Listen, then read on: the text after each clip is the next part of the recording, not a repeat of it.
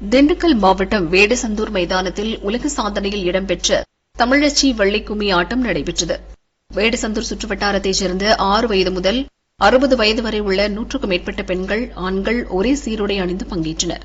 6 வகையான நிலைகளில் தொடர்ந்து 5 மணி நேரத்திற்கு மேலாக வள்ளிக்கும்மி ஆட்டம் ஆடி அசத்தினர்.